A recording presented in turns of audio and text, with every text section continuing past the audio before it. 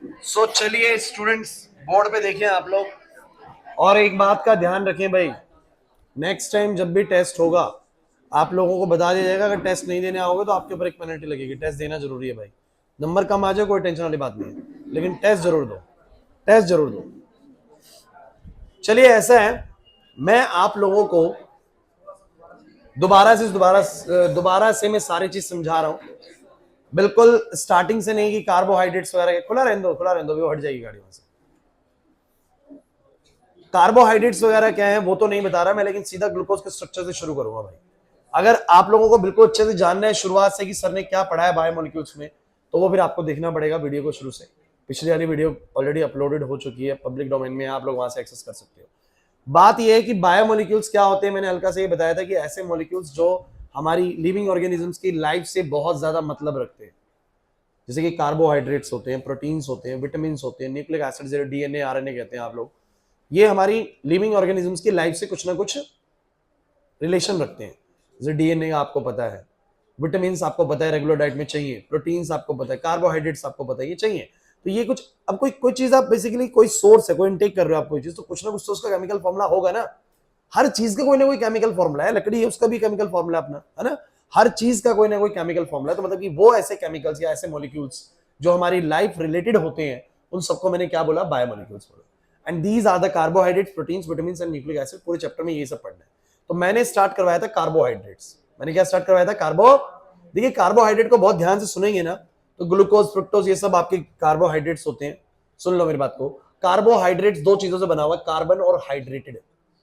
हाँ भाई अनुराग, carbon in hydrated form, मतलब कि हाइड्रेटेड कार्बन या कार्बन इन हाइड्रेटेड फॉर्म, कुछ भी बोल लीजिए। कुछ ऐसा कार्बन जो हाइड्रेट हो रखा हो, मतलब ऐसा कार्बन जिसके साथ कुछ H2Os हो, कुछ वाटर हो, तो वो क्या होगा हमारा, हाइड्रेटेड कार्बन, यानी कार्बोहाइड्रेट। सिंपल नाम समझ लो ना, कार्बोहाइड्रेट मतलब carbon in hydrated form. Carbon in hydrated form मतलब कि आप ये समझ लीजिए कि इनके जैसे ग्लूकोज होता है, ग्लूकोज का फॉर्मूला होता है C6H12O6। इसी को मैं थोड़ा ऐसा लिख सकता हूँ, ध्यान से देखो। C6 लेकिन इधर H2O6, देखो ना, लगना है 6 कार्बन। और देखो ग्लूकोज को मैं ऐसा लिख सकता हूँ, लिखता पहले देखो उसको ध्यान से देखो। H2O को 6, मतलब 6 से मल्टीप्लाई करो 12 हाइड्रोजन हो जाएंगे, 6 ऑक्सीजन। आयुष बात समझ में आ रही है। फ्रुक्टोज को, सुक्रोज को देख लो। सुक्रोज मतलब घर में शुगर यूज हो रही है, वो भी कार्बोहाइड्रेट है। कैसे दिखाया था, 12 कार्बन से H2O 11 कर दो, तो आप लोगों को दिखेगा कि हाइड्रेट कार्बन है, हाइड्रेटेड कार्बन है। बोला है कि नहीं। तो कार्बोहाइड्रेट जनरली मैं आपको बता दूं कि इनके कंपाउंड्स में कार्बन, हाइड्रोजन और ऑक्सीजन होता है। कार्बन, हाइड्रोजन और, तभी तो बोलेंगे ना hydrated carbon, hydrated carbon. Clear हुआ। हाइड्रेटेड मतलब वाटर, यानी हाइड्रोजन, ऑक्सीजन, और कार्बन तो भैया कार्बन है ही वहां पर। तो भैया मेरी बात सुनो, मैंने तुम लोगों को स्टार्ट करवाया था एक बहुत ही इंपॉर्टेंट कार्बोहाइड्रेट, जिसको मैंने पढ़ाना शुरू करा था तुम्हें ग्लूकोज के तौर पे। तो ग्लूकोज पढ़ाया था मैंने तुम लोगों को, ये सारा तामझाम मैंने तुम्हें समझाया था। मैं ये तामझाम तुम्हें दोबारा से समझा रहा हूँ, क्योंकि तुम लोगों ने एक तो गैप आ गया क्लास में, ऊपर से कईयों ने होमवर्क नहीं करा हुआ। और आज की क्लास के बाद तुम्हें होमवर्क इस बार ज्यादा मिलने वाला है, क्योंकि 5 इसके मिलेंगे तो 5 फ्रुक्टोज के भी मिलेंगे, मतलब 10 हो जाएगा। ठीक है ना। तो ये थोड़ा सा ध्यान रखना कि आप लोगों को नेक्स्ट क्लास में होमवर्क फिर करके लेके आना। नहीं करके आओगे, नेक्स्ट क्लास 10 डंडे पड़ेंगे, और डंडे तेज लग रहे होंगे ये वाले। ठीक है, चलो सुन लो अब, आ जाओ। मैं दोबारा से रिपीट करवा रहा हूं कि ग्लूकोज का स्ट्रक्चर कैसा होता है।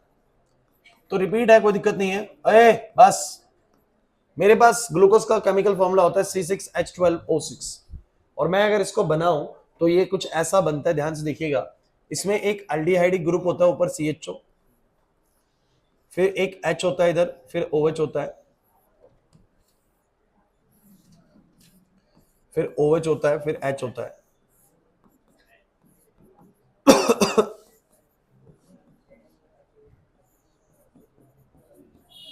ध्यान से देखिएगा, ये ग्लूकोज का ओपन चेन स्ट्रक्चर है। बातें मत करो, ग्लूकोज सीखोगे तभी फ्रुक्टोज समझ में आएगा बढ़िया तरीके से। और ये जो बच्चे लास्ट क्लास आए थे उनको आता होगा, जो नहीं आए थे थोड़ा कोशिश करें समझने की। जिनको आता भी है ना, वो भी ध्यान से समझो दोबारा से। तो ग्लूकोज का होता है C6H12O6। अब आप कहोगे सर इसमें 6 कार्बन तो हमें दिख ही नहीं रहे। बच्चों ये bond line formation, bond line structure है। ये कार्बन है तो ये भी कार्बन ही है। देखो ये कार्बन है, ये कार्बन है, ये भी कार्बन, ये भी कार्बन। बस वो बना नहीं रहे, कार्बन ही है, 4 बॉन्ड निकल रहे हैं। सो भैया ध्यान रखो कितने कार्बन हो गए, 1 2 3 4 5 6 कार्बन। हाइड्रोजन काउंट कर लो 12 है कि नहीं। एक ये रहा, 2 ये रहे, 3 हो गए, 3 और 2 5 हो गए, 5 और 2 7, और 7 और 2 9, और 9 और 3 12। ऑक्सीजन काउंट कर लो 1 2 3 4 5 6, सही है भाई, C6H12O6। और ये जितने भी कार्बोहाइड्रेट्स होते हैं ना, मैंने इनके बारे में एक बात बोली थी कि जितने भी कार्बोहाइड्रेट्स होते हैं ना, ये क्या होते हैं, ये पॉलीहाइड्रोक्सी, मतलब इनमें बहुत सारा हाइड्रोक्सी होता है। पॉलीहाइड्रोक्सी या तो ये अल्डिहाइड मिलेंगे या फिर कीटोन मिलेंगे। कहने का मतलब इनमें बहुत सारा, बोलो क्या होता है, बहुत सारा OH होता है, बहुत सारा। इसके साथ में या तो एल्डिहाइड मिलेगा या कीटोन मिलेगा। तो देखो बहुत सारा OH है, बहुत सारा OH है, और फिर साथ में कीटोन है, सॉरी एल्डिहाइड है CHO, या फिर बहुत सारे OH के साथ इनमें कीटोन देखने को मिलता है। Means carbohydrates are the compounds which have polyhydroxy aldehydes और पॉलीहाइड्रोक्सी कीटोन्स, इन दोनों में से कुछ एक होगा। अब आपको सबसे पहले स्ट्रक्चर को दिमाग में छापने की कोशिश करनी है कि ओपन चेन स्ट्रक्चर होता कैसे। अब कुछ बच्चों को ध्यान से देखिए, कुछ बच्चों को यहाँ पर कुछ अजीब सा लगता है कि सर ये पहला वाला CHO है, दूसरा वाला कार्बन ये रहा, तीसरा वाला ये रहा, चौथे वाला ये रहा, पांचवा ये रहा, छठा ये रहा, तीसरे पे कुछ अनयूजुअल सा है कि OH लेफ्ट साइड पे है। देखिए कॉन्फ़िगरेशन से बड़ा फर्क पड़ता है, और हमेशा तीसरे को OH को लेफ्ट साइड पे ही रखना है। ये मतलब इसका स्ट्रक्चर ही ऐसा होता है कि तीसरे वाले पर पोजीशन थोड़ा चेंज होता है, और इसकी वजह से इनकी प्रॉपर्टीज वगैरह बड़ा मैटर करती है कि बच्चा सोचे कि इधर कर दूं, इधर कर दूं, क्या फर्क पड़ता है ओरिएंटेशन से। तो आप लोगों को ध्यान रखना है, ऐसा ही बनाना है सबको ग्लूकोज का ओपन चेन स्ट्रक्चर। तो ग्लूकोज जब एक पूरी स्ट्रेट चेन में देखा जाए तो ऐसा ही होता है, ये ओपन चेन स्ट्रक्चर होता है, लेकिन एक इसका साइक्लिक स्ट्रक्चर भी एग्जिस्ट करता है।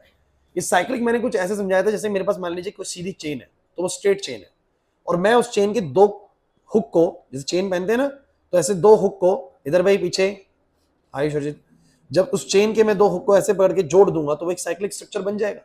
तो एक स्ट्रेट चीज को साइकिल बनाया जा सकता है bye connecting the two ends, bye connecting the two ends को अगर कनेक्ट कर देंगे तो वो क्या हो जाएगा, साइक्लिक फॉर्म में आ जाएगा।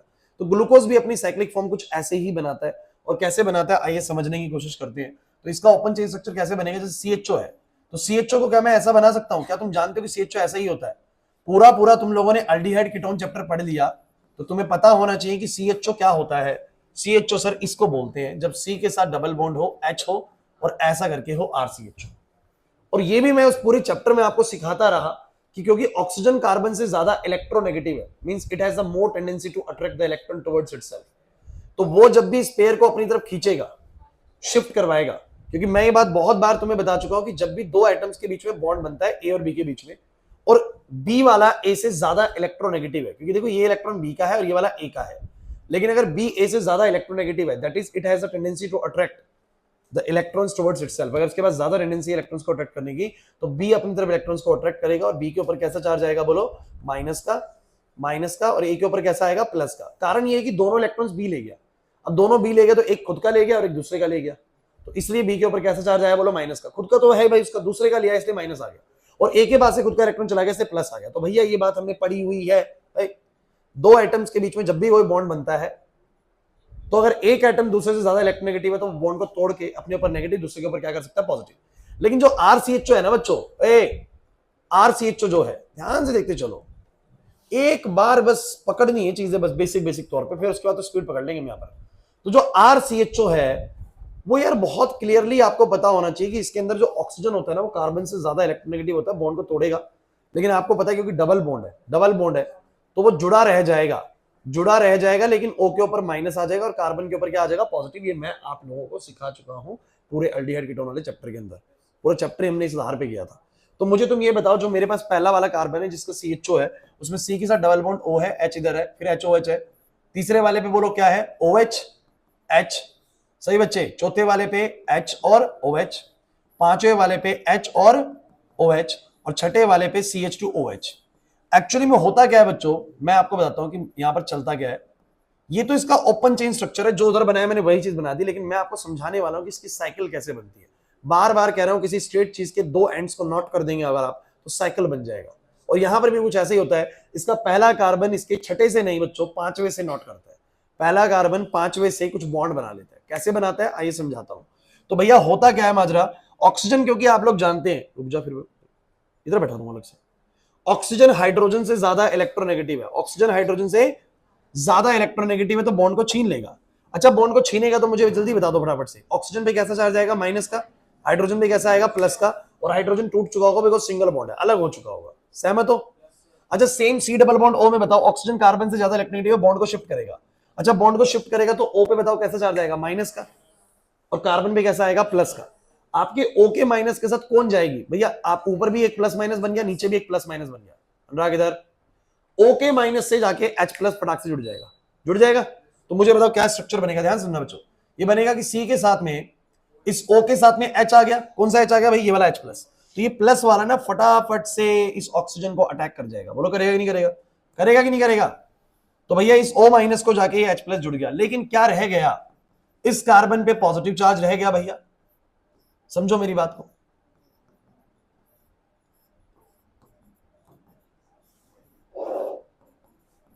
और इस पांचवें कार्बन पर क्या रह गया जरा बताओ, O के पास रह गया माइनस चार्ज। ध्यान से देखो भैया क्या चल रहा है ये क्लास, एक कार्बन, दो कार्बन, तीन कार्बन, चार कार्बन, पांच कार्बन, छह कार्बन। यहां से जो H प्लस टूटा वो वहां के माइनस से जाके अटैच हो गया, बट वहां का प्लस वही रह गया, यहां का माइनस नीचे जुड़ा हुआ ये भी यही रह गया। चेन का एक एंड पॉजिटिव चार्ज है और चेन का एक एंड नेगेटिव चार्ज है, दोनों अट्रैक्शन में ऐसे घूमेंगे और साइकिल बना लेंगे। क्या बना लेंगे बोलो। तो मैं अगर इसको दिखाना चाहूं तो मैं कहूंगा कि जो पहला वाला है ना, पहला वाला जो कार्बन है वो इस पांचवें वाले कार्बन के साथ, ऑक्सीजन के साथ क्या बना लेगा बोलो, एक साइकिल बना लेगा। तो अब ये साइक्लिक स्ट्रक्चर है। अब ये बोलो क्या है, लेकिन ये देखने में उतना बढ़िया नहीं लग रहा, तो इसलिए एक हेरोथ नाम के साइंटिस्ट ने इनके स्ट्रक्चर्स को बोला कि अलग तरीके से बनाया जाए, और उन्होंने उनका नाम रखा हेरोथ स्ट्रक्चर्स। क्या रखा बोलो, हेरोथ स्ट्रक्चर्स। दोबारा सुनिए मैं क्या बोल रहा हूं।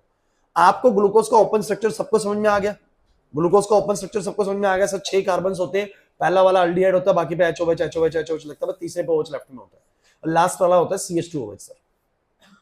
ये ओपन स्ट्रक्चर है।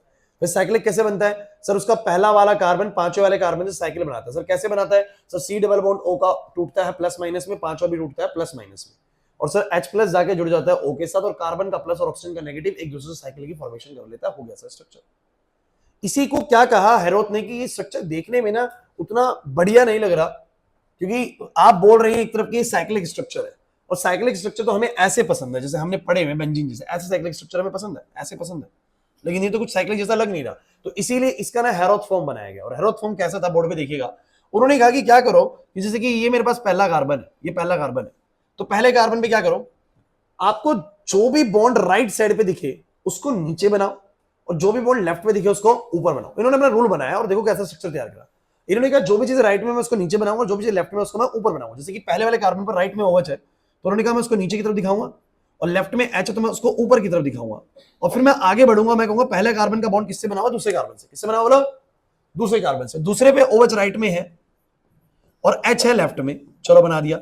कुछ बच्चे कहेंगे सर दूसरे के तो चारों बॉन्ड आप दिखा रहे हो, लेकिन पहले के 3 ही बॉन्ड दिखाए, एक OH से, एक H से और एक, अभी आऊंगा मैं, वापस आऊंगा, साइकिल बनानी है हमें। तो पहले वाले पे OH राइट पे है तो नीचे बना दिया, H लेफ्ट में ऊपर बना दिया, चिंता मत करिए पूरा स्ट्रक्चर बनाऊंगा अभी। पहला वाला दूसरे जुड़ा हुआ है, दूसरे वाले का OH राइट में ही नीचे बना दिया, H लेफ्ट में ऊपर बना दिया। तीसरे वाले पे आया, फेर बदल है, H नीचे है और OH चौथे वाले पे गया, OH नीचे बनेगा और H जो राइट में वो नीचे, जो लेफ्ट में वो ऊपर। पांचवे पर गया, पांचवे पर गया, बातें नहीं, पांचवे पर गया सर। पांचवे पे तो राइट लेफ्ट कुछ है नहीं, बिकॉज पांचों साइकिल में इन्वॉल्वमेंट दिखा रहा है, साइकिल बनाएगा वो। तो पांचवे पे आपकी इच्छा है, जैसे मर्जी कर दीजिए। तो जनरली हम H को अंदर रखते हैं और छठे वाले कार्बन को यानी CH2OH को बाहर करते हैं। This is your 6th carbon. और अब पांचवे के भी 3 बॉन्ड दिख रहे हैं, पहले के भी 3 बॉन्ड दिख रहे हैं, क्योंकि एक बॉन्ड में बनाया नहीं है दोनों का, कि पांचवा और पहला दोनों एक दूसरे से जुड़ जाते हैं ऑक्सीजन के थ्रू, दोनों जुड़ जाते हैं। तो ये बनाया ऑक्सीजन बीच में और ये दोनों को जोड़ दिया। अब कितना बढ़िया साइक्लिक फॉर्म लग रहा है इसका, लग रहा है कि नहीं लग रहा। कि पहले वाले पे OH राइट में नीचे, H लेफ्ट में ऊपर, फिर दूसरे वाले पे OH राइट में नीचे, तीसरा, चौथा, पांचवा, पांचवा और पहले में साइकिल है, छठा बाहर है साइकिल से, साइकिल से ही बाहर है। तो मैंने बोला पांचवे पे एक H लगा हुआ है, एक CH2OH साइकिल से बाहर है, और पांचवा और पहला ऑक्सीजन जुड़ा हुआ है। मतलब उसी को देख के मैंने इसको बनाया। ये सिखाया था मैंने लास्ट क्लास में, नहीं आया समझ में। तो भैया होता क्या है, बस होता क्या है ना, सुनिए, ये छठा कार्बन है। होता क्या है कि ग्लूकोज की भी ना कई सारी फॉर्म्स होती हैं, जिसमें से ये वाली जो फॉर्म है ना, इसका पूरा नाम है अल्फा डी प्लस ग्लूको पायरानोज। चिंता मत करिए, कोई नहीं, रिपीटेशन हो रही है, दोबारा सुन लीजिए, काम आएगा, ये बहुत ज्यादा काम आने वाली चीज है। अब ये ग्लूकोज का स्ट्रक्चर, अब आप कहेंगे सर ये अल्फा क्या है, डी क्या है, प्लस क्या है, पायरानोज क्या है, ये सब भी मैंने आपको समझाया था, कोई नहीं, मैं दोबारा बता दूंगा। ध्यान सुनो, पहले बस ये वाली बात सबको समझ में आ गई। अब सुनते चले भाई सारे चीजों के कारण। पहला कारण, ये प्लस का क्या मतलब है, देखो प्लस का क्या मतलब है, ओए प्लस का क्या मतलब है, यहां पर प्लस क्यों लगाया गया है। देखिए अगर आप लोगों ने चैप्टर पढ़े हुए ना थोड़े से, वो हेलोकेन वगैरह, तो आपको पता होगा, हमने एक ऑप्टिकल एक्टिविटी वाला टॉपिक पढ़ा था, जिसमें ये था कि अगर लाइट को किसी कंपाउंड पे गिराए तो वो जो लाइट होती है ना, वो या तो लेफ्ट में रोटेट हो जाती है राइट में, जिसको नहीं पता बस इतना समझ लीजिए कि कुछ ऐसा होता है कि जब लाइट को गिराते हैं किसी कंपाउंड पे तो या तो लाइट को रोटेट करता है लेफ्ट में या रोटेट करता है बोलो क्या राइट में। अगर कंपाउंड मेरा डेक्स्ट्रो रोटेटरी होता है, डेक्स्ट्रो रोटेटरी, तो हम बोलते हैं it rotate the light in right direction. और अगर मेरा कंपाउंड होता है बच्चों लीवो रोटेटरी, तो बिल्कुल सेम आ जाएगा, it rotate the light in the left direction. देखिए सुनते चलिए, बस आप लोगों को सुनने का काम है। इस प्लस का मतलब होता है कि जो ग्लूकोज होता है ना, ये लाइट्स जब गिरती है इसके ऊपर तो ये लाइट्स को रोटेट करता है राइट डायरेक्शन में। इसमें बोलो तो प्लस से इंडिकेट करते हैं डेक्स्ट्रो वाले फंक्शन को और माइनस से इंडिकेट करते हैं लीवो फंक्शन को। तो अगर कोई कंपाउंड लीवो रोटेटरी होता है that it will rotate the light in the left direction, so we will place minus here. ठीक है, हम माइनस लगाते हैं। अदरवाइज अगर वो डेक्स्ट्रो रोटेटरी है तो हम प्लस लगाते हैं। क्लियर हो रहा है या नहीं हो रहा मैं क्या कहना चाह रहा हूं? समझ में आ रही है बात या नहीं आई? एक मिनट रुक जाओ, सोचो इसको, देखो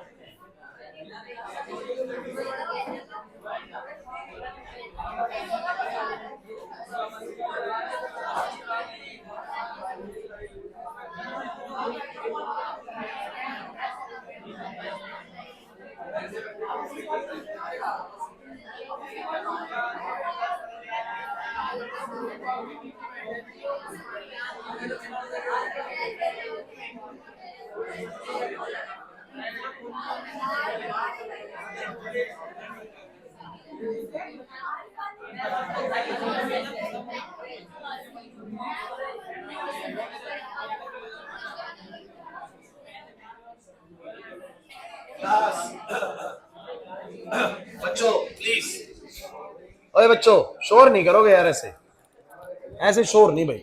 अब सुनो, तो प्लस का मतलब क्या है, माइनस का मतलब क्या है? सर जब भी किसी कार्बोहाइड्रेट के आगे प्लस लगा होगा मैं समझ जाऊंगा आगे से कि वो डेक्स्ट्रो रोटेटरी वाला कंपाउंड है, और माइनस लगा होगा तो क्या बोलो लीवो रोटेटरी वाला है। समझ लीजिए इनके मतलब। हाँ भाई प्रियंशु, प्लस का मतलब समझ में आ गया, that it will rotate the light in the right direction. चलिए अब डी का मतलब समझते हैं। देखिए डी का मतलब समझते हैं, ओए बच्चों बस बोर्ड पे, डी का क्या मतलब है? देखिए डी का मतलब क्या है कि हमने पाया कि जितने भी कार्बोहाइड्रेट्स होते हैं, सबसे छोटा कार्बोहाइड्रेट 3 कार्बन का होता है, ग्लिसरॉल्डिहाइड सबसे छोटा 3 कार्बन का होता है। लेकिन जितने भी कार्बोहाइड्रेट्स होते हैं सबका जो नीचे का ढांचा होता है, 2 कार्बन का ढांचा, सबका या तो ऐसा होता है, सुन लीजिए, या तो ऐसा होता है, बातें नहीं करेंगे बिल्कुल भी, या बिल्कुल बस ऐसा होता है। फिर वही बात आती है कि सर क्या फर्क पड़ता है? बच्चों फर्क पड़ता है, प्रॉपर्टीज बदल जाती है। या तो ऐसा ढांचा उनका होता है नीचे का, या ऐसा।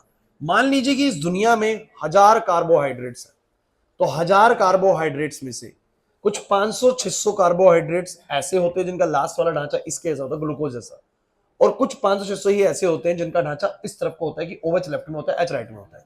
इससे इनकी प्रॉपर्टीज बदल जाती हैं। और हमने बोला कि कार्बोहाइड्रेट्स की प्रॉपर्टीज मतलब अगर लास्ट का ढांचा ऐसा है तो अलग बिहेवियर्स है, और लास्ट का ढांचा ऐसा है तो अलग बिहेवियर्स है। इन वाले सभी को बुलाया गया डी फैमिली से, ये कार्बोहाइड्रेट्स की डी फैमिली से। लेकिन यहां ध्यान दे, नहीं आएगा तो सुन। और ए वाले को बोला गया ये एल फैमिली से। कौन सी फैमिली से? दोबारा समझ लीजिए, ऐसे कोई भी कार्बोहाइड्रेट जिनका नीचे का ढांचा ऐसा होता है, उन सबका बिहेवियर एक जैसा था, तो उनको बोला गया they belongs to the D family. और ऐसे सभी कार्बोहाइड्रेट जिनका लास्ट वाला ढांचा ऐसा था, they belongs to the L family. तो मुझे बस देख के बताओ कि ये जो ग्लूकोज है कौन सी फैमिली का होगा? कौन सी फैमिली का? डी फैमिली का, क्योंकि लास्ट का ढांचा देखो HOH कैसा है भाई, डी फैमिली वाला, तो इसलिए डी फैमिली से। ध्यान रखना कि डी क्यों लगाया है, तो हम बोलेंगे डी इसलिए लगाया है because glucose belongs to the D family of the carbohydrates. Glucose belongs to the D family of the carbohydrates. नहीं आ रही बात समझ में? लास्ट थिंग पायरानोज, देखिए जरा बोर्ड पे, इसके अंदर पायरानोज क्यों? ग्लूकोज तो यार ग्लूकोज है भैया, पायरानोज क्यों है? तो कहते हैं कि इसका स्ट्रक्चर पायरन से रिजेंबल करता है। मैंने यहाँ पर लिख दिया था शायद, बताओ जरा पायरानोज क्यों है? Glucose structures resemble with the पायरन। अब पायरन कौन है? एक पायरन है, इस रिंग को बोलते हैं। ये एक ऐसी रिंग होती है जो कि 6 मेंबर्ड रिंग होती है, 6 मेंबर से काउंट करो, 1 2 3 4 5 6, 6 मेंबर्स है जिसमें से 5 कार्बन है, 1 ऑक्सीजन है, 5 कार्बन और 1। अब ग्लूकोज के स्ट्रक्चर को देखो, कितने मेंबर रिंग है, 1 2 3 4 5 6, 6 कार्बन की रिंग है। रिंग तो 6 की है भाई, रिंग तो 6 कार्बन की नहीं, सॉरी 6 मेंबर्स की रिंग है जिनमें से 5 कार्बन है और 1, अरे नहीं आ रहा समझ में, 5 कार्बन और 1 ऑक्सीजन है। और ऐसा ही किसमें होता है बोलो, ऐसा ही पायरन में भी होता है, क्योंकि इसका स्ट्रक्चर रिजेंबल करता है पायरन को, इसलिए इसके नाम के अंदर पायरनोस शब्द को जोड़ दिया गया, बस और कुछ नहीं। तो मुझे तुम सब बच्चे बताओ, अल्फा को छोड़ के, क्लास अल्फा को छोड़ के मुझे तुम बताओ ग्लूकोज का नाम डी प्लस ग्लूकोपायरनोस क्यों है? डी क्यों है बताओ जरा सब बच्चे, डी क्यों है? डी इसलिए है बिकॉज यहां पर लिखा गया glucose belongs to D family of the carbohydrates, glucose D family से बिलोंग करता है। कौन सी होती है डी फैमिली? सर नीचे का जिसका ढांचा ऐसा होता है डी फैमिली होती है। प्लस क्यों है भाई? क्योंकि ग्लूकोज जो है डेक्सोरोटरी कंपाउंड है, क्योंकि लाइट को राइट डायरेक्शन में रोटेट करता है। सर पायरनोस क्यों? क्योंकि इसका स्ट्रक्चर रिजेंबल करता है, बोलो किससे? पायरन से, पायरन से रिजेंबल करता है, इसलिए इसके नाम के अंदर पायरनोस है। Is this fine? The next thing is why we use alpha and beta. ये अल्फा क्या है भाई? भाई तो सुन लीजिए, ये लास्ट चीज है, उसके बाद हम अपना फ्रुक्टोज शुरू करेंगे, फ्रुक्टोज जो आप लोगों को किसी को भी नहीं आता फिलहाल। सो अब होता क्या है कि जो पहला वाला कार्बन होता है ना, बड़ा स्पेशल कार्बन होता है, क्योंकि इसी पे फंक्शनल ग्रुप है, सारी फंक्शनिंग ये डिसाइड कर रहा है, सुन लीजिए, और इसी के थ्रू साइकिल बन रही है। एक्चुअली इस कार्बन का नाम मैंने रखा एनोमेरिक कार्बन। सुन लीजिए, नाम सुन लीजिए अच्छे से, याद रखिएगा। ये जो पहला वाला कार्बन होता है, इस कार्बन का नाम बोलो क्या है? और बड़ी सिंपल सी चीज है, जो एनोमेरिक कार्बन है, अगर उसका सी डबल बॉन्ड ओ इस तरफ को है, तो आपका OH लगा राइट साइड पे। ढंग से सुनो यार, फंसोगे पक्का बता रहा हूँ, ढंग से नहीं सुना तो मैं बोल रहा हूँ, जिसको ग्लूकोज फ्रुक्टोज नहीं आता होगा ना, बाकी कुछ कार्बोहाइड्रेट में जोर लगा लेना, कुछ नहीं होने वाला। क्योंकि sucrose, maltose, lactose, starch, cellulose, glycogen all are formed by combining either glucose और फ्रुक्टोज, उन्हीं को बना के बनेगा, मिला के बनेगा। अब जिसको ये नहीं आता वो बनाएगा कैसे, मिलाएगा कैसे उनको? तो आगे कुछ नहीं आएगा। आगे मैं जो कराने वाला हूं तुम्हें 7-8 कार्बोहाइड्रेट्स, एक भी सिंगल पल्ले नहीं पड़ने वाला। अगर ग्लूकोज आया समझ में, फ्रुक्टोज समझ में आया तो बढ़िया है, नहीं आया तो कुछ नहीं आने वाला। आगे कार्बोहाइड्रेट तो नहीं आएगा, फिर प्रोटीन में आएगा जो आएगा, इसलिए बोल रहा हूं। तो भैया होता क्या है अल्फा वाले में? क्या होता है, अगर पहले वाले पे जो एनोमेरिक कार्बन है उसका OH राइट में, उसका OH राइट में, तो वो अल्फा वाला स्ट्रक्चर है, वो अल्फा वाला है। ये वाला कौन सा है बोलो? अल्फा डी प्लस ए ग्लूकोपायरनोस। लेकिन बच्चों अगर सी डबल बॉन्ड O उस तरफ होता और H इस तरफ होता, सी डबल बॉन्ड O उस तरफ होता और H इस तरफ होता, तो इस C का OH होता इस तरफ को और H होता इस तरफ को। मतलब कुछ ऐसा बनता, कुछ ऐसा बनता कि OH होता इधर और H होता इधर। मतलब जो एनोमेरिक कार्बन है उस पे OH की पोजीशन का जब चेंज होता है, जो एनोमेरिक कार्बन है उस पे जो OH की पोजीशन का जो चेंज है, दिख रहा होगा आप लोगों को। कुछ बच्चे बिल्कुल बाज नहीं आते भाई, कितना ही बोल लो, बिल्कुल ढीठ है, पक्के गड़े हैं बिल्कुल। तो ये 1 2 3 4 5 और 6, फर्क बताओ इसमें और इसके स्ट्रक्चर में फर्क क्या है? सिर्फ पहले वाले कार्बन पे जो OH है ना, उसका पोजीशन इसमें राइट में है और इसमें बोलो क्या है? लेफ्ट में। मतलब सी डबल बॉन्ड इसमें इधर है, उसमें इधर होता है सी डबल बॉन्ड। इससे भी प्रॉपर्टीज पे फर्क पड़ता है, देखो पोजीशन से फर्क पड़ता है, इसीलिए इसका नाम अलग है। इसका नाम बोलो क्या अलग है? इसका नाम क्या रखा गया? ये बिल्कुल इक्विवेलेंट स्ट्रक्चर्स होते हैं, मैं ऐसा एरो बनाऊंगा, एनर्जी वाइज, स्टेबिलिटी वाइज सब कुछ सेम होता है, बट जो इनकी जो बिहेवियर्स होते हैं वो डिफरेंट होते हैं। तो हम ये बोलते हैं कि ये वाला है बीटा डी प्लस ग्लूकोपायरनोस, बाकी सब कुछ सेम रहेगा। पायरन से स्ट्रक्चर रिजेंबल करेगा, ग्लूकोज है, प्लस है, डेक्सट्रोरोटरी है, डी फैमिली से बिलोंग करता है। बट बीटा का क्या मतलब है? सर जब एनोमेरिक कार्बन पर OH राइट में होता है सर अल्फा, OH लेफ्ट में होता है एनोमेरिक पर तो बीटा। अच्छा, इससे इसके साइक्लिक स्ट्रक्चर पे क्या असर पड़ा? सर साइक्लिक स्ट्रक्चर पे जो पहले वाला कार्बन है, बस पहले वाले पे ही फर्क पड़ेगा। इसका राइट में H है तो H आएगा नीचे, OH जाएगा ऊपर। फिर मैं आया दूसरे वाले पर, और दूसरे वाले पर OH आएगा नीचे, H जाएगा ऊपर।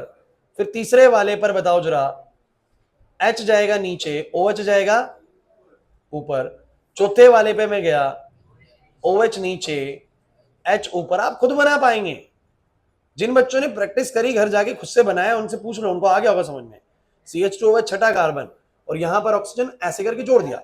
अब आप मुझे बताओ इसमें और इसमें फर्क क्या है? बस चुप हो जाओ, इसमें और इसमें फर्क क्या है? स्ट्रक्चर में ध्यान से देख के देखो, सिर्फ और सिर्फ फर्स्ट कार्बन का फर्क है। इसके फर्स्ट कार्बन पर OH राइट में था, इसलिए नीचे है। इसके फर्स्ट कार्बन पर OH लेफ्ट में था, इसलिए ऊपर है। बस इसके अलावा कोई फर्क नहीं है। हाँ बोलो लगन? तो मुझे बताओ जरा, इस अल्फा का मतलब बोलो क्या है? इस अल्फा का मतलब बोलो क्या है? OH on the anomeric carbon, OH on the anomeric, anomeric कौन सा कार्बन होता है? CHO वाला। Anomeric carbon is on the right side. ए बस, अब आप लोग मुझे बताओ, अगर मैं किसी को बोलूं बीटा डी प्लस ग्लूकोपाइरानोज, चलो मेरा सवाल है आप लोगों से, इस स्ट्रक्चर में पायरानोज शब्द का क्या मतलब है? सर इसका स्ट्रक्चर पायरन से मैच करता है, इसलिए सर ये पायरानोज लगाया गया है। ग्लूको तो ग्लूकोज है ही, प्लस क्यों है भाई? क्योंकि सर ये डेक्सोरोटरी नेचर के होते हैं। डी क्यों है सर? डी फैमिली से। बीटा क्यों? क्योंकि एनोमरिक कार्बन का OH लेफ्ट साइड पे, बस खत्म।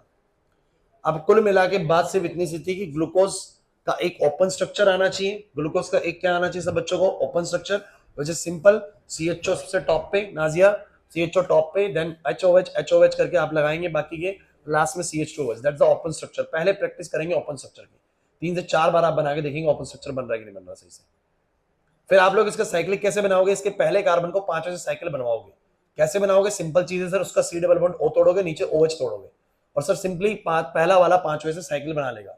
लेकिन ये स्ट्रक्चर देखने में उतना बेहतरीन साइक्लिक फॉर्म लग नहीं रहा, तो हैरोथ ने उसका एक स्मार्ट तरीका दिया कि जो भी आपके राइट और लेफ्ट में चल रहे हैं उनको नीचे और ऊपर करके बनाइए, और इस तरीके से एक साइकिल रिंग बनाइए। ये बन गया उसकी साइक्लिक स्ट्रक्चर। ये भी वही चीज है, ये भी वही चीज है, बस दर्शाने का तरीका थोड़ा बढ़िया इसमें।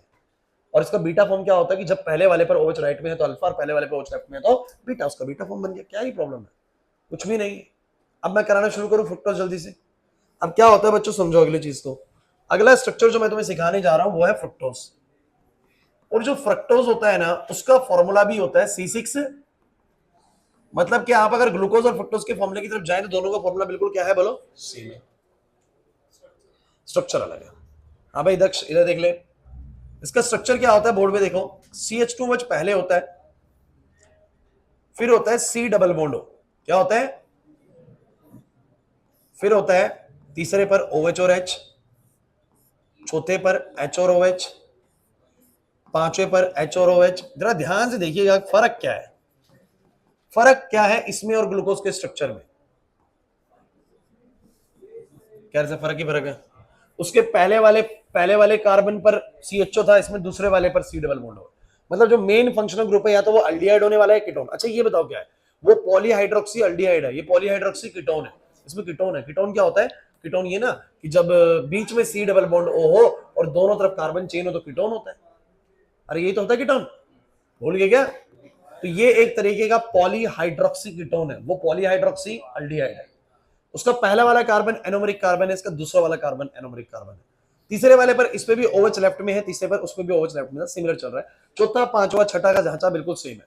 मतलब 3 के नीचे का ढांचा सारा का सारा सेम है। 3, 4, 5, 6 का ढांचा इसका भी वही है, और 3, 4, 5, 6 का ढांचा इसका भी वही है। देख लो ना, 3, 4, 5, 6। हाँ पहले दो का दोनों का अलग है, उसका अलग चल रहा है, इसका अलग चल रहा है। तो दिक्कत है क्या? अनुराग नहीं आई बात समझ में? नहीं आ रही? सबको आगे समझ में आती वाली? अब कुछ समझ ना जाए ध्यान से, बहुत जरूरी चीज सिखाने वाला हूं। ये तो फ्रुक्टोज का ओपन चेन स्ट्रक्चर हो। फ्रुक्टोज का बोलो क्या? फ्रुक्टोज के ओपन चेन स्ट्रक्चर में किसी को डाउट है तो जल्दी बोलो, पहले बोलो जल्दी से। ये पॉलीहाइड्रोक्सी कीटोन है, वो पॉलीहाइड्रोक्सी अल्डिहाइड था। इसका उसका अल्डिहाइडिक ग्रुप था पहले कार्बन पर, इसका बोलो कितने पे? दूसरे पे। अब उधर मुझे बताओ जरा, साइकिल किस किस कार्बन के बीच में बनी थी? फर्स्ट और फिफ्थ। लखन मैं पूछ रहा हूं ग्लूकोज की साइकिल किस किस कार्बन के बीच में बनी थी?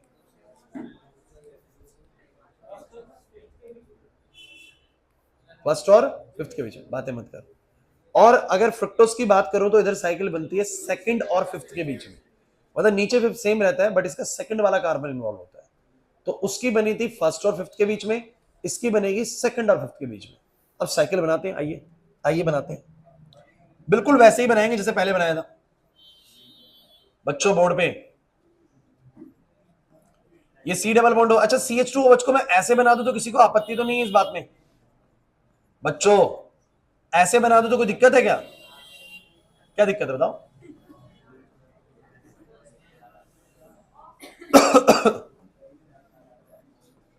क्लास बातें नहीं यार, बोलो। पहला, दूसरा, तीसरा, चौथा, पांचवा, छठा। मैंने वो पहला बस जो ऊपर की तरफ था उसको थोड़ा लेफ्ट में ऐसे रख दिया, ऐसे रख दिया बस, और कोई मैंने चेंज नहीं करा। चीज वही है, चीज वही है। क्योंकि अब चेन बनने वाली, साइकिल बनने वाली है सेकंड और फिफ्थ के बीच में। बिल्कुल सिमिलर पैटर्न फॉलो करना है, कुछ भी चेंज नहीं होगा। 80% चीजें बिल्कुल एग्जैक्टली मैच कर जाएंगी पिछले वाले स्ट्रक्चर से। तो आप लोग देखना जरा क्या होगा, क्लास सुनिएगा। होगा क्या, इधर तो बॉन्ड शिफ्ट होगा, यही हुआ था पहले, नीचे भी शिफ्ट होगा। बोलो H किस पे जाएगा, O पे, C का प्लस किससे साइकिल बना लेगा, O से, खत्म कहानी। सेम चीज सेम चीज, बस उसमें पहला पांचों साइकिल बनाता है, इसमें दूसरा पांचों साइकिल बनाता है। क्लियर हो रहा है? तो क्या बनेगा जरा बताओ, बताओ क्या बनेगा, C के साथ क्या बनेगा, बोलो OH। अरे ध्यान दो, इसका H चला गया ऊपर, और यहां पर बोलो क्या लगा रहेगा, CH2OH। नीचे बोलो क्या आएगा, OH और H। इधर आएगा H और OH, इधर आएगा H और, तो बोलो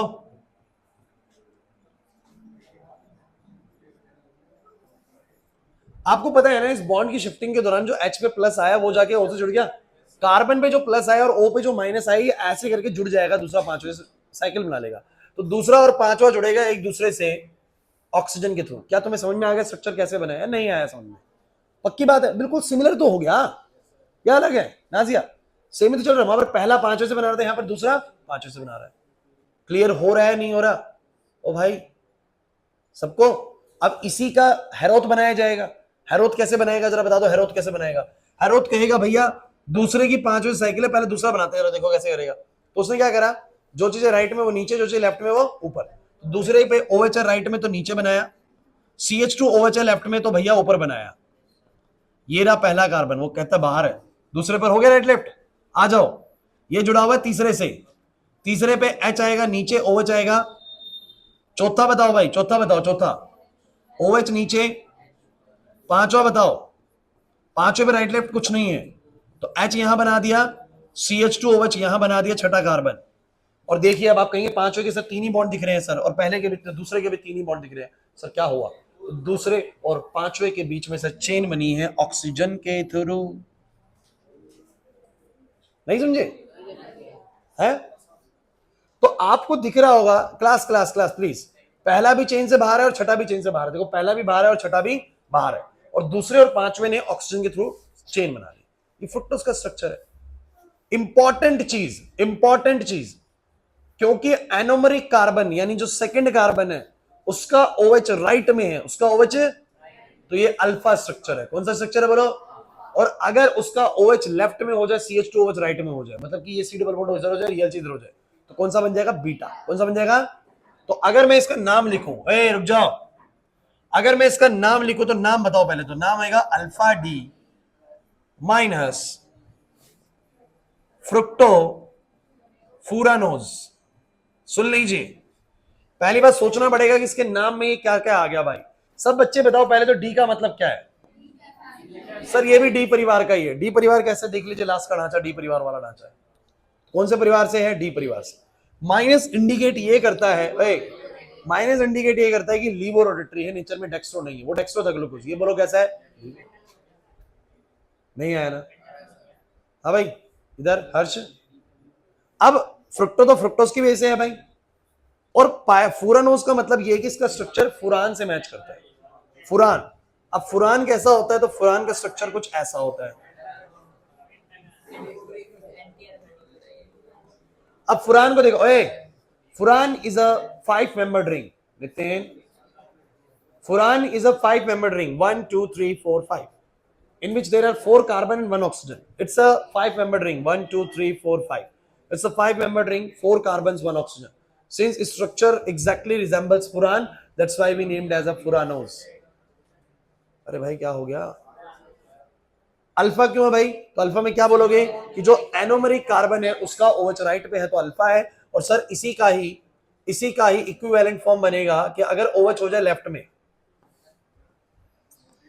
OH हो जाए लेफ्ट में और CH2OH हो जाए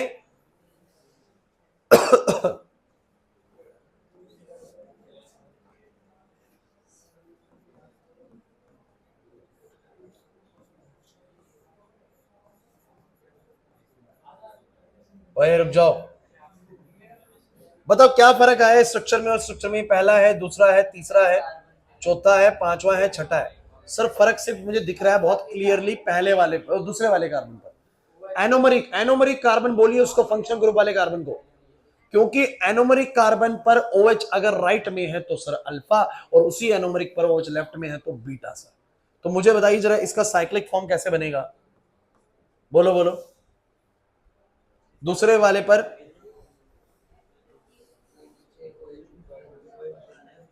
तीसरे वाले पर, चौथे वाले पर, अब आगे बनाने, पांचवें वाले पर राइट लेफ्ट कुछ नहीं है, H यहां पर छठा बाहर कर दो और इसको ऑक्सीजन से जोड़ दो। आप ध्यान से अगर इनके स्ट्रक्चर्स को देखते हैं तो आपको बस एक ही जगह पर फर्क दिख रहा होगा। दूसरे वाले कार्बन पर OH और इसका पोजीशन उल्टा उल्टा, उसके अंदर OH नीचे, इसके अंदर OH ऊपर है, मतलब इसमें राइट में है, इसमें बोलो क्या है, लेफ्ट में। मैं लिख भी देता हूं, ये वाला कौन सा फॉर्म है, अल्फा डी माइनस फ्रुक्टोफुरानोज, और ये वाला है बीटा डी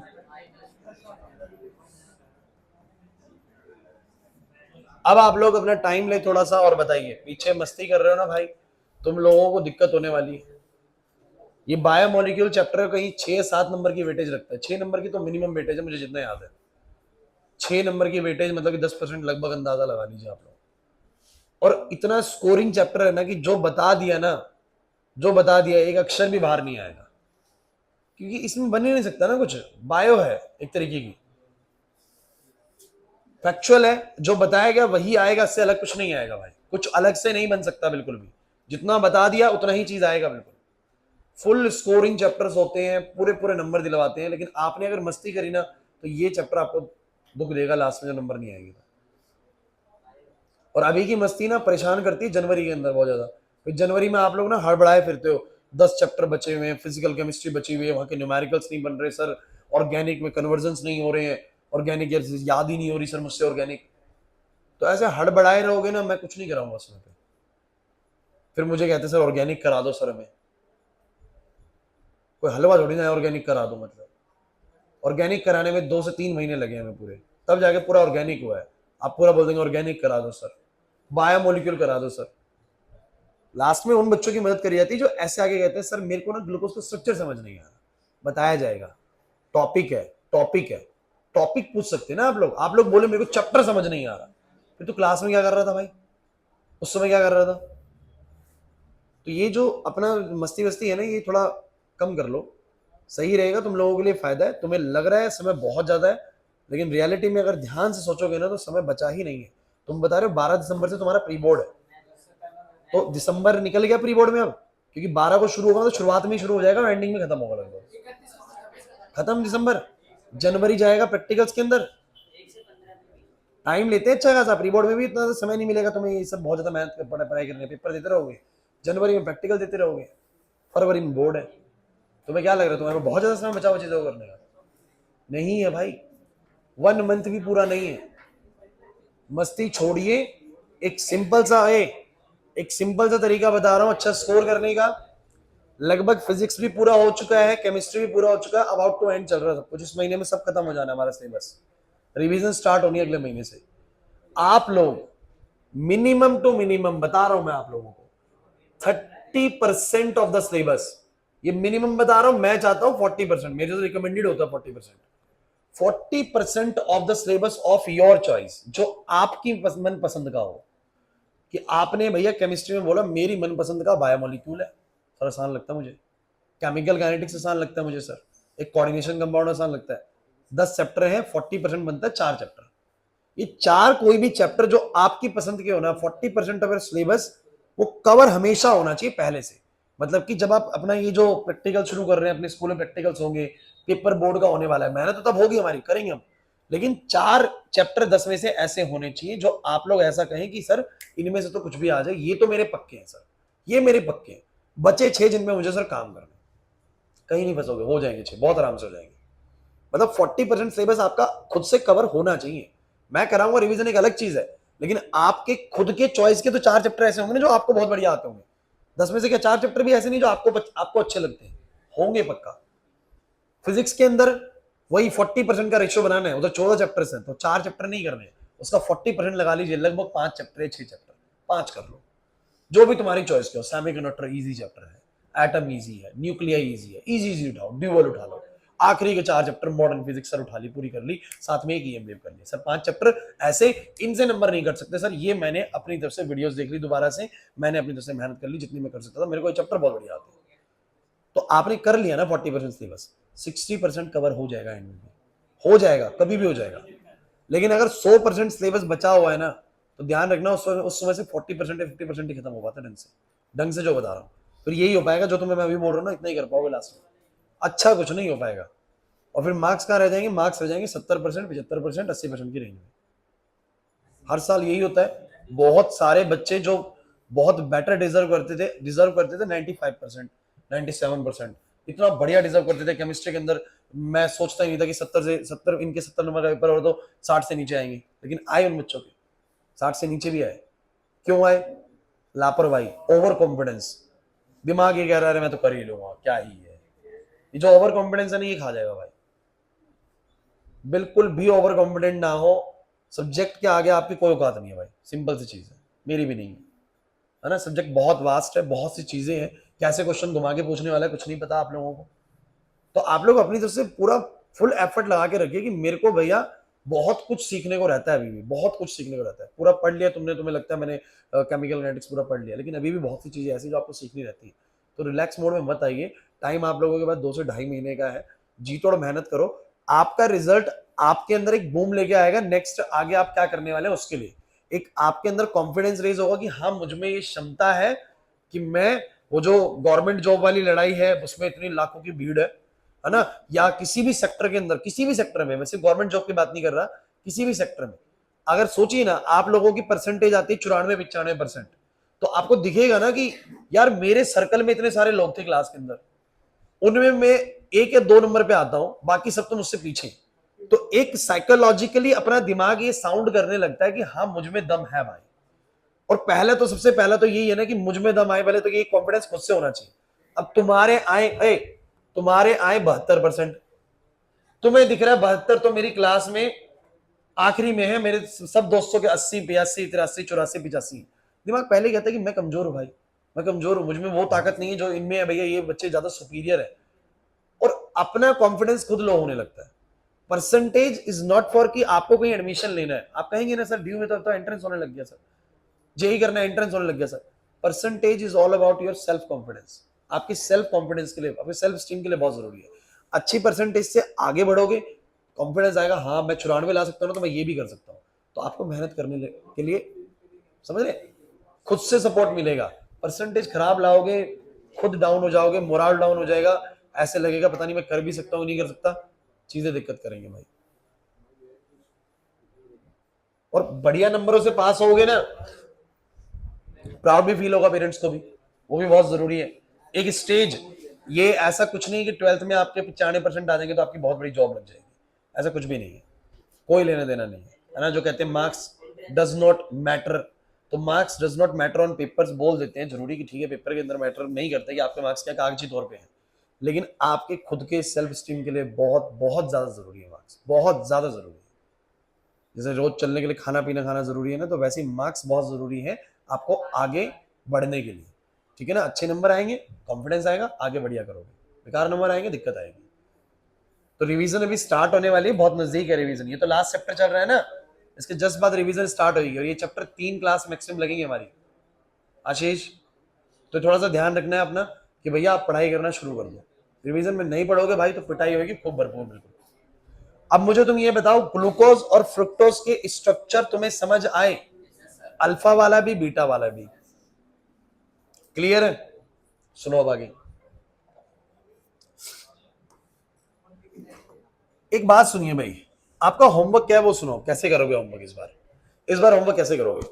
जो पहला, जैसे कि तुम्हें ग्लूकोज बनाना है, अरे रुक जाओ, क्योंकि ये स्ट्रक्चर्स हमें बहुत ज्यादा बनाने भी आगे चल के, सुनते चलो, ये स्ट्रक्चर्स हमें बहुत ज्यादा बनाने भी। तो करना क्या है तुम लोगों को, तुम ग्लूकोज का ओपन स्ट्रक्चर बनाओगे, फिर उसकी साइक्लिक स्ट्रक्चर बनाओगे, अल्फा वाली भी और बीटा वाली भी, फिर एक बार ये अल्फा वाला बन जाएगा, ये वाला बीटा वाला बन जाएगा, हो गया एक बार काम। अब दूसरा, तीसरा और चौथा और पांचवा जो काम करना है आपको, वो सिर्फ और सिर्फ ये दोनों बनाने हैं। क्योंकि उनका बार बार इस्तेमाल नहीं करना, वो बार बार यूज में आने वाली चीज नहीं, बार बार यूज में ये वाली चीज आएगी। मतलब क्या, एक बार ओपन स्ट्रक्चर बनाया, कैसे वो साइक्लिक बना, प्रैक्टिस करा कि सर पहले पे ऐसा हुआ, पांचवें पर ऐसा हुआ, और ऐसे करके साइकिल बना, ये अल्फा वाला जिसमें कार्बन का ओच राइट पे है, ये कार्बन का ओच लेफ्ट में है, तो बीटा वाला सर। और फिर इसका ये वाला हैरोथ बना लिया, एक बार हो गया काम। अब सेकंड टाइम जब बनाओगे तो बस ये दोनों बनाओगे, ये 2 बार हो गया, फिर तीसरी बार ये दोनों बनाओगे, 3 बार हो गया, चौथी बार भी दोनों बनाओगे, 4 बार हो गया, 5वीं बार भी ये। सेम काम किसमें करोगे बोलो, कि एक बार जरूर ये बना के देखना है कि सिर्फ बना कैसे था, उसके बाद जब ये बन गया ना, उसके बाद इसी को बनाना है बस। होमवर्क समझ में आया आप लोगों को? तो 5 बार उसका हो गया, 5 बार इसका हो गया, कितनी बार हो गया, 10 बार। ग्लूकोज और फ्रुक्टोज, सिर्फ 2 चीजें दे रहा हूं, ग्लूकोज और फ्रुक्टोज। क्लियर हो रहा है कि नहीं? अभी सुक्रोज भी करा दूं?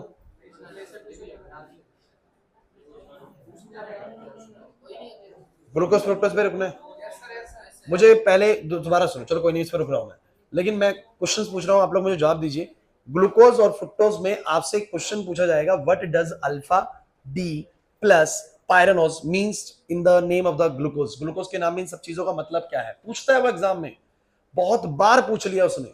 हाँ भाई इधर विकास, तो आपसे क्वेश्चन करेगा, what does minus signifies in the name of the fructose, minus क्या सिग्निफाई करता है, तो आप बोलेंगे that minus signifies that the fructose is of levorotatory nature, that it rotates the light in the left direction.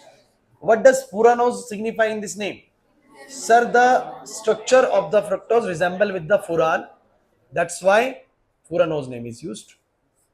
What does D signify here? D family से sir, नहीं है ना बात समझ में? What does alpha signifies here? ठीक है, anomeric carbon पर OH सर राइट में था, इसलिए सर अल्फा है, एनोमेरिक कार्बन पे OH लेफ्ट में होगा तो बीटा होगा। क्लियर हो गया? जैसे तुमने आइसोमर्स सुने थे, आइसोमर्स के क्या होते हैं कि फॉर्मूले सेम होते हैं,